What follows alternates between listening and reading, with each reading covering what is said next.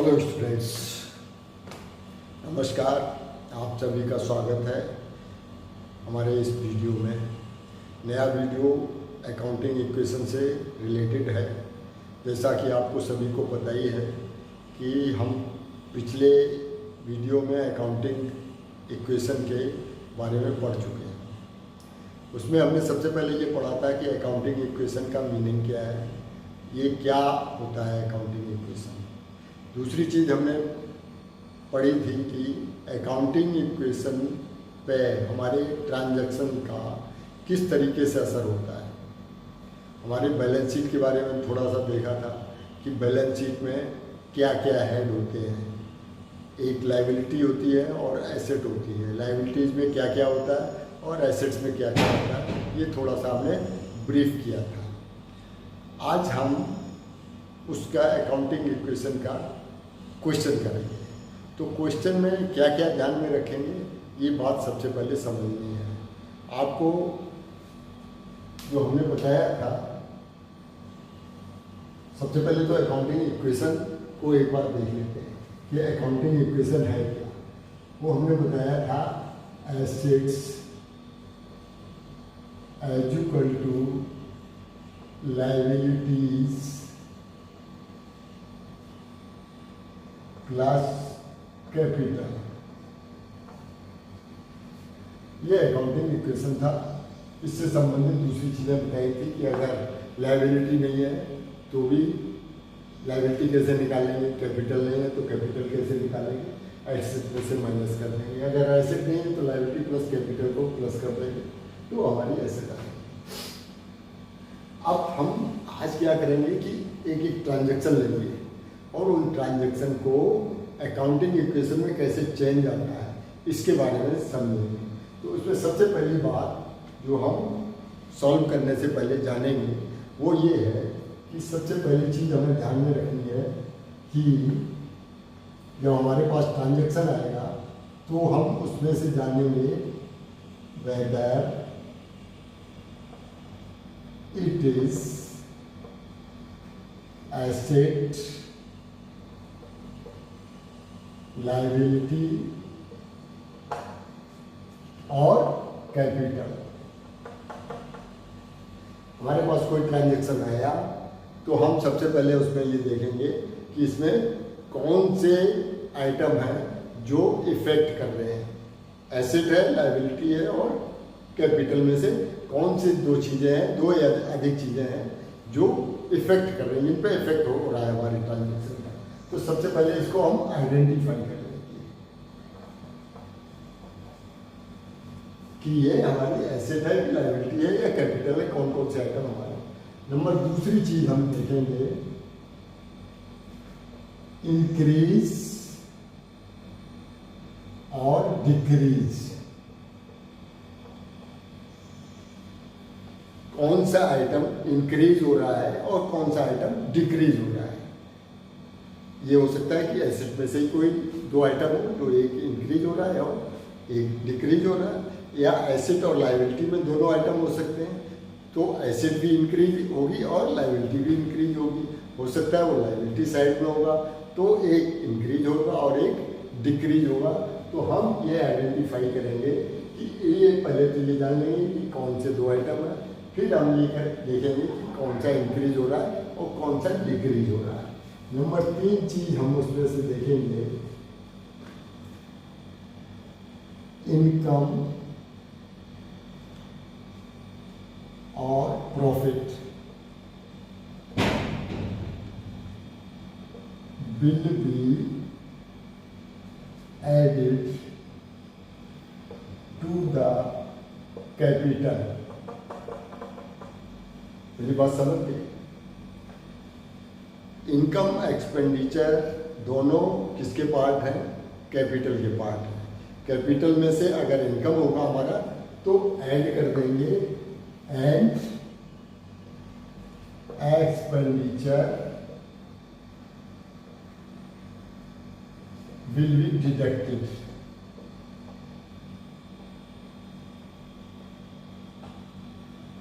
Expenditure या loss होगा तो हम कैपिटल से माइनस कर देंगे। बात समझ में आ गई। अगर हमारे पास कोई ऐसा ट्रांजैक्शन है जिसमें कि हमें इनकम हो रही है तो हम कैपिटल को प्लस कर देंगे, और अगर कोई ऐसा आइटम है जिससे एक्सपेंडिचर हो रहा है तो उसको हम कैपिटल से माइनस कर देंगे। ये तीन चीज़ें हमें ध्यान में रखनी पड़ेगी जब हम क्वेश्चन सॉल्व करेंगे। उसके बाद हम उसको क्वेश्चन को बनाएंगे, इक्वेशन को बनाएंगे। तो इक्वेशन बनाने के लिए सबसे पहले हम क्या कर लेते हैं, इसको पार्ट में डिवाइड कर लेते हैं।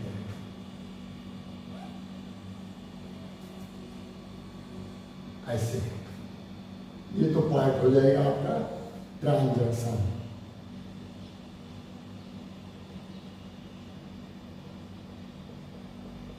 यहाँ पे हम ट्रांजैक्शन लिख लेंगे कि क्या ट्रांजैक्शन हो रहा है। फिर हमारा एसेट्स, जैसा हमारा इक्वेशन है वैसे ही लिख लेंगे। एज इक्वल टू होगा ये लायबिलिटीज के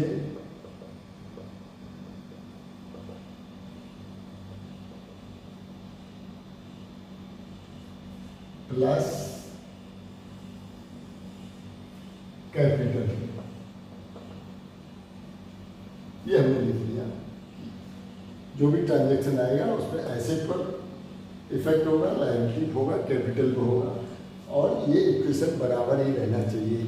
जब तक ये इक्वेशन बराबर चलेगा तब तक ये पता चलता रहेगा कि हम क्वेश्चन को ठीक से सॉल्व कर रहे हैं। अगर इक्वेशन बराबर नहीं होगा ये, तो आप समझ लेना कि कुछ गलती होगी। अब एक ट्रांजैक्शन लेते हैं, अभी एक ट्रांजैक्शन लेते हैं। सबसे पहला ट्रांजैक्शन होता है कैपिटल ऑनर ने लगाई, capital of rupees 2 lakh introduced. किसी ऑनर ने अपने व्यापार शुरू करने के लिए कैपिटल लगाई। बच्चों सोचना है क्या क्या होगा। सबसे पहले तो व्यापार में कैश आएगा। व्यापार के नज़रिए से हमें देखना है, इसको बिजनेस मान लेना है। सबसे पहली बात तो हमें इस बात का बिल्कुल ध्यान में रखना है कि कोई भी बात करते समय हमें बिजनेस और ऑनर दोनों को अलग अलग रखना है।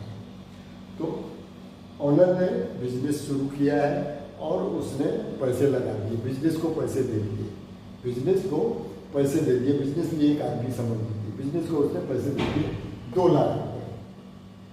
अब बिजनेस के पास दो चीज़ें हैं, बिजनेस क्या सोचेगा, उसके पास कैश आ गया। कैश क्या होता है, एसिड होता है। तो यहाँ पे हम लिखते जाएंगे कैश, कैश में प्लस हो गए कितने, 2 लाख रुपये। ठीक बच्चों, कैश में प्लस हो गए 2 लाख रुपये। दूसरी चीज़ क्या है, कैपिटल। जो कैश लगाता है ना उसको हम कैपिटल कहते हैं। तो ये भी प्लस हो गई हमारी 2 लाख रुपए से, कैपिटल भी प्लस हो गई। हम इसको नीचे टोटल कर देंगे। ये हमारा 2 लाख रुपया आ गया।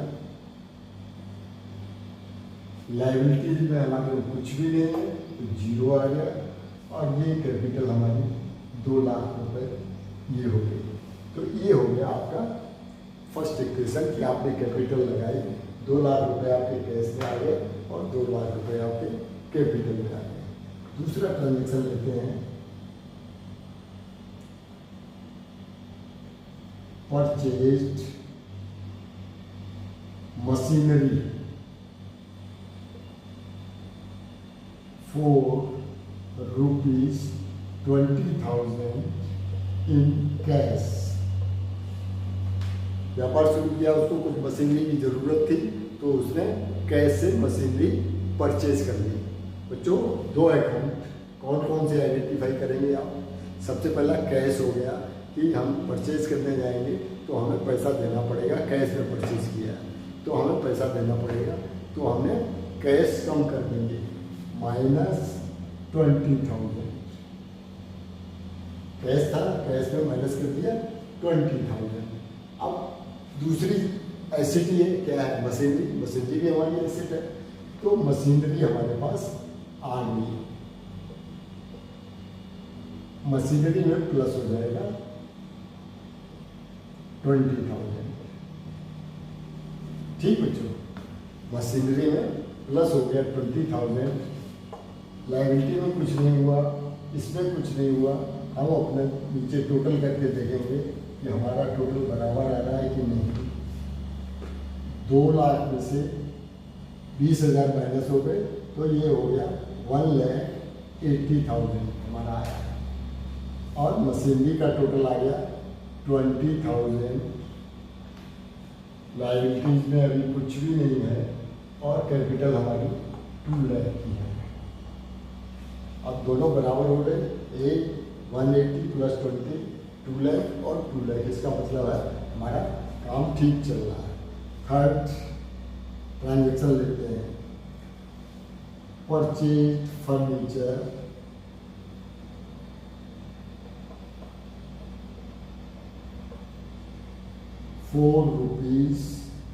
₹10,000 on credit.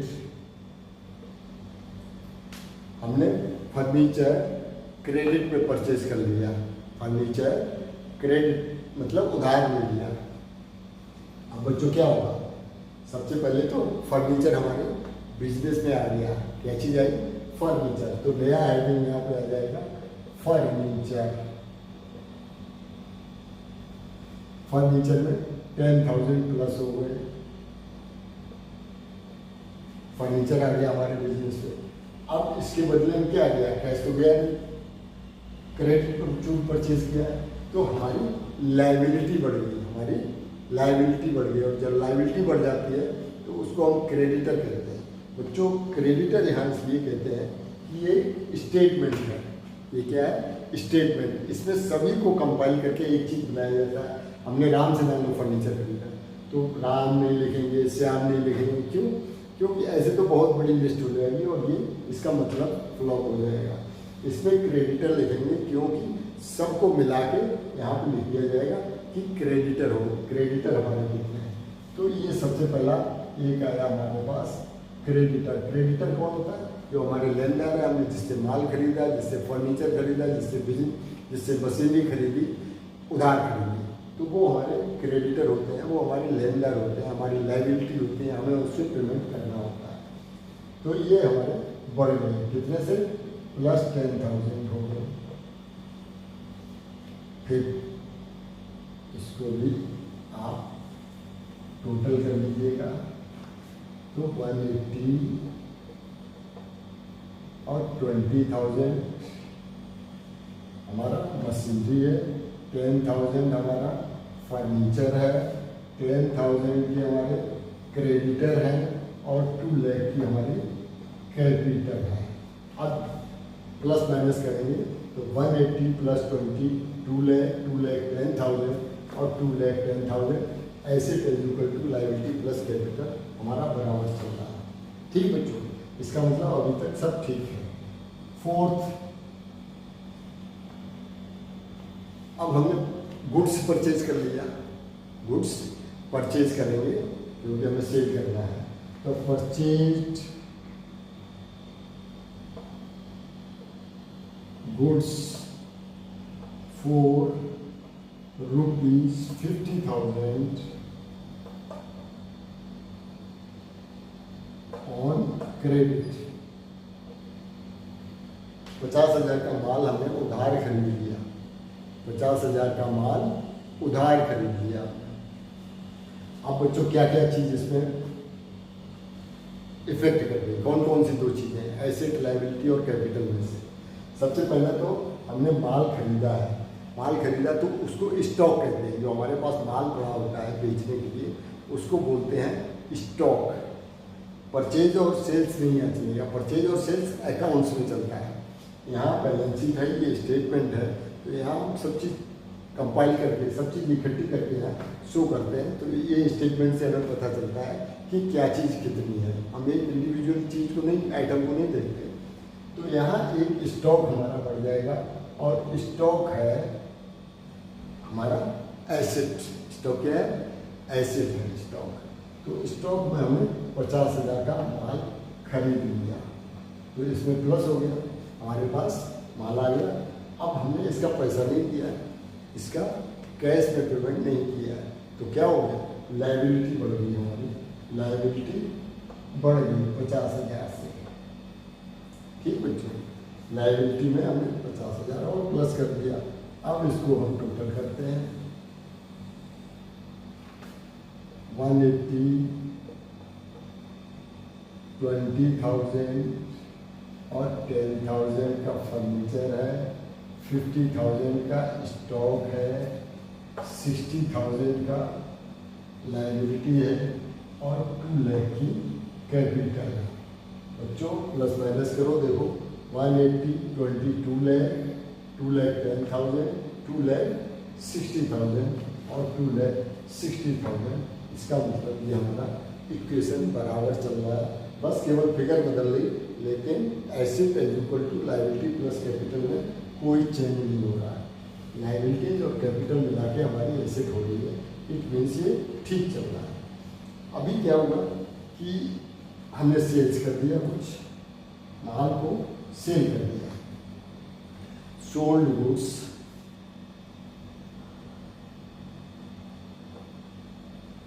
for rupees 4,000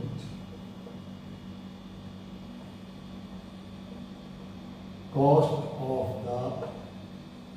the stock is rupees 2,500। हमने क्या किया कि कुछ स्टॉक था हमारे पास जो हमने सेल किया है, इसको कर दो आप ऑन क्रेडिट, क्रेडिट माल सेल कर दिया। हमारे पास जो स्टॉक था उसमें से हमने क्रेडिट माल सेल कर दिया और उस माल की कीमत थी 2,500 रुपये और उसको सेल किया हमने 4,000 रुपये। अब बच्चों इसमें सोचो कि क्या क्या चीज़ आपको इफेक्टिव लग रही है। सबसे पहले तो स्टॉक हमने सेल किया है तो स्टॉक हमारा कम हो जाएगा, तो स्टॉक को हम कम कर देते हैं। स्टॉक हमारा क्या यहाँ है, माइनस कितने से, उसकी कीमत है 2,500 रुपये। तो एक तो चीज़ ये होगी कि 2,500 का स्टॉक हमारा कम हो गया। अब हमने उधार बेचा है, उधार बेचने से मतलब जिसने भी माल लिया वो हमारा देनदार हो गया, जिसने भी माल खरीदा है वो हमारा देनदार हो गया है, डेटर हो गया है। वो डेटर कितने का हो गया, 4,000 का। तो डेटर क्या होता है, हमारा एसेट होता है, डेटर एसेट होता है, क्योंकि वो हमें पैसे देगा, वो हमें पैसे मिलने हैं तो हमारी एसेट हो गई। तो कितने का माल बेचा, प्लस 4,000। स्टॉक हमारा कम हो गया 2,500 से, डेटर हमारे बढ़ गए 4,000 से। अब बच्चों जब 2,500 रुपये का माल और हमने 4,000 में बेच दिया, इसका मतलब हमें प्रॉफिट हो गया कितने का, 1,500 का। और प्रॉफिट को हम, इनकम और प्रॉफिट को हम कैपिटल में ऐड कर देते हैं, प्लस 1,500। ठीक है बच्चों, तो 3 चीज़ें यहाँ पर असर की, एक तो हमारा प्रॉफिट आ गया, दूसरा हमारा स्टॉक कम हो गया, तीसरा हमारे डेटर बढ़ गए 4,000 रुपये से, डेटर इंक्रीज हो गए। अब इसका टोटल देख लेते हैं बच्चों क्या होता है, 1,80,000, 20,000, 10,000, इसमें से माइनस कर दिए जाएंगे। स्टॉक था ना हमारे पास 50,000 का, तो कितने का बचा, 47,500 का। ठीक है ना बच्चों,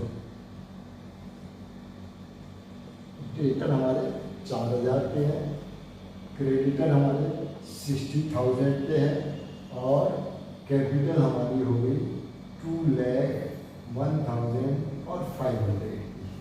अब बच्चों टोटल कर लेते हैं, 180 प्लस 20 2 लाख हो गया, 2,10,000 हो गया, 2,57,500 हो गया, 257,500 और 261,500, 261,500, 2,61,500 टोटल बराबर हो गया। इट मीन्स ये इक्वेशन सही हो गया कि एसेट और लायबिलिटी हमारी सही चल रही है। तो हमने बच्चों देख लिया कि कैपिटल लगा दी, मशीनरी खरीद ली, फर्नीचर उधार खरीद लिया, माल उधार बेच दिया और माल उधार खरीद लिया। अब हम माल को कैश में और खरीद लेते हैं तो समझ में आएगा। माल को कैश में खरीदते हैं कि हमने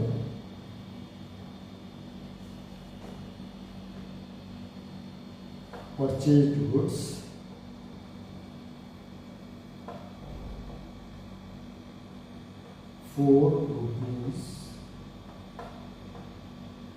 ₹20,000 बाई कैश।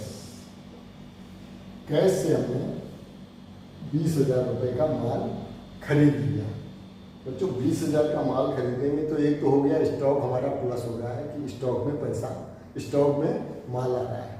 दूसरा पैसा हमारा कम हो रहा है कि हम नगद खरीद रहे हैं। तो सबसे पहले तो हम कैश में से 20,000 रुपये माइनस कर देंगे क्योंकि कैश में हमने पेमेंट कर दिया है। और स्टॉक हमारा, स्टॉक कहाँ पे है? ये है बच्चों। स्टॉक में से हमने बढ़ा देंगे 20,000 का। स्टॉक आ रहा है, परचेज किया है तो स्टॉक आ रहा है, तो 20,000 का हमारा स्टॉक और बढ़ गया। अब बच्चों इसको टोटल कर लेते हैं। 160 रह गया ये कैश हमारा, ये 20,000 हो गया, ये 10,000 हो गया, ये 67,500 हो गया, ये 4,000 हो गया, ये 60,000 हो गया और ये 201,500 हो गया कैपिटल। बच्चों प्लस माइनस कर लो इसमें से 160, 180, 190, 257 और 261,500, 261,500, 261,500 दोनों का टोटल बराबर है। इट मीन्स सही है।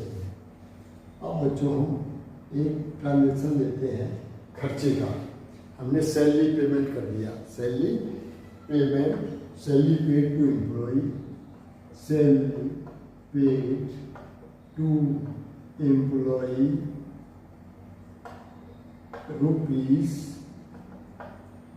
₹70,000,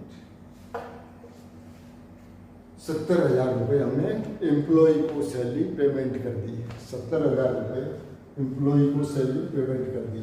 क्या हुआ? कैश पेमेंट किया तो कैश हमारा चला गया, कैश हमारे पास से चला गया। सैलरी क्या है? एक्सपेंस है, खर्चा है। क्या बोला था आपने? एक्सपेंडिचर को डिडक्ट करेंगे कैपिटल से, तो 70,000 रुपये हमारे यहाँ से माइनस हो गए। अब बच्चों टोटल कर लो इसका।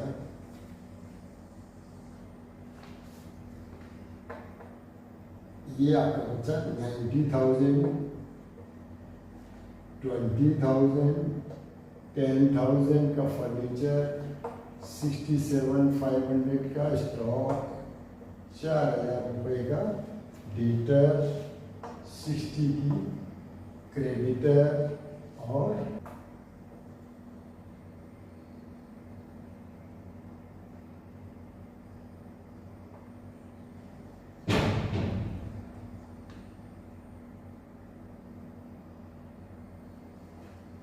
70,000 कैपिटल से माइनस हो गया क्योंकि हमारा एक्सपेंडिचर था, एक्सपेंडिचर को माइनस करना, उसमें से माइनस हो गया और हमारे कैश में से माइनस हो गया। टोटल कर लो बच्चों 90,000, 2110, 120, 121, 87,500 और 191,500, 191,500। ठीक है बच्चों, ये हो गया। हमें कमीशन मिल गया, रिसीट कमीशन ₹5,000 कमीशन हमको मिल गया 5,000 रुपये। 5,000 का कमीशन मिला तो क्या हुआ? हमारी इनकम हो गई और कैश बढ़ गया। कैश में प्लस करेंगे, प्लस कैश में 5,000 रुपये और इनकम बढ़ी तो कैपिटल में 5,000 रुपये।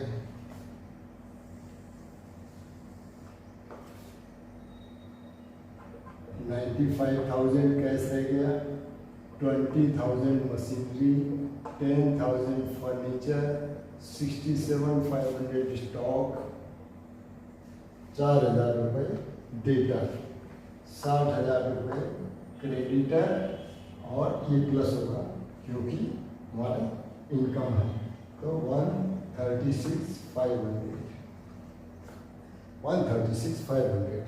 बच्चों टोटल कर लो, इसका टोटल आ जाएगा आपका 500, 4, 4, 11, 5, 16, 10, 12, 13, 19, 196,500 इधर भी 196,500 का आ गया बच्चों। ठीक बच्चों, चलो एक और एंट्री करते हैं। अभी हमने क्या किया, वो पूरा फिलअप हो गया था तो उसको मिटा के कैरी फॉरवर्ड कर लिया है। कैश हमारा 95 है, मशीनरी हमारा 20,000, फर्नीचर हमारा 10,000, स्टॉक 67,500, डेटा 4,000, क्रेडिटर में था 60,000, कैपिटल था 136,500। बच्चों एक एंट्री और करते हैं कि ऑनर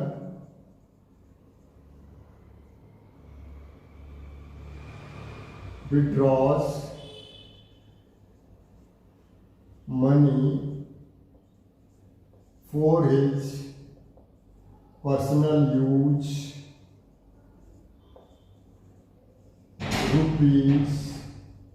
₹25,000। 25,000 रुपये ऑनर ने अपने व्यक्तिगत खर्चे के लिए पैसे निकाल लिए। बच्चों दो चीज़ें हैं, नंबर 1 कैश कम हो गया, कैश हमारे व्यापार से चला गया और कैपिटल भी कम हो गई। कैश में हम -25,000 कर देंगे और कैपिटल में भी -25,000 कर देंगे। आपको जैसा कि नियम बताया था कि अगर इंक्रीज होता है इस साइड में, अगर इंक्रीज होता है तो इस साइड में भी इंक्रीज होगा, अगर डिक्रीज होता है तो डिक्रीज होगा। अगर एक ही साइड के दो आइटम है तो एक इंक्रीज होगा, एक डिक्रीज होगा। अब यहाँ लायबिलिटी डिक्रीज हो रही है इसलिए एसेट भी डिक्रीज हो रही है और अब हम इसका टोटल करेंगे।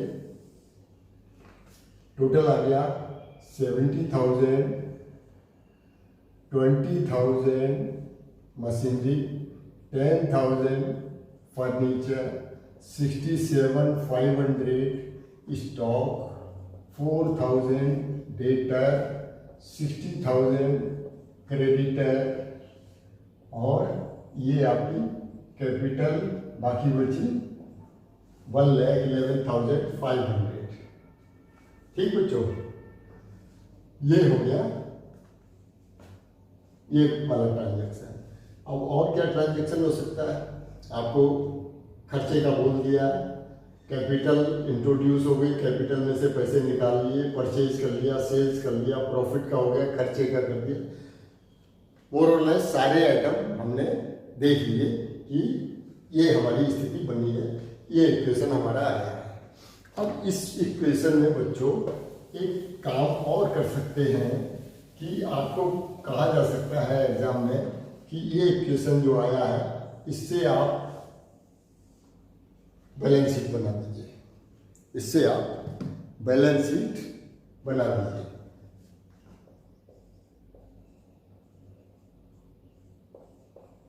बैलेंस शीट बच्चों, बैलेंस शीट का प्रोफॉर्मा होता है टी शेप में, एक तरफ लायबिलिटी होती है हमारे लेफ्ट साइड में और अमाउंट, एसेट होती है हमारे राइट साइड में और अमाउंट। अब ये जो लिखा हुआ है वो सब हमें नीचे उतार देना है बस। एसेट में क्या क्या, ये हमारी एसेट है। एसेट में सबसे पहले कैश, 70,000 है। मशीनरी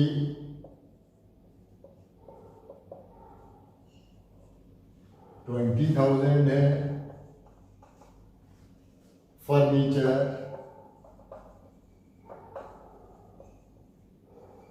10,000 है। स्टॉक 67,500 है।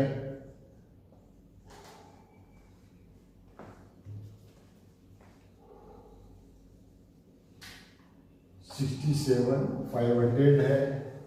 और डेटर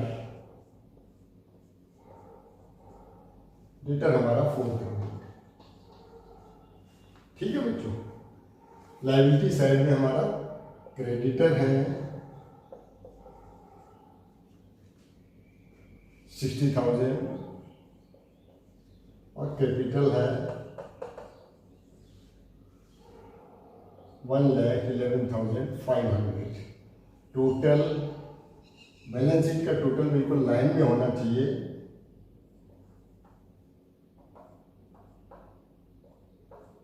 171,500। इधर का भी इतना ही आना चाहिए।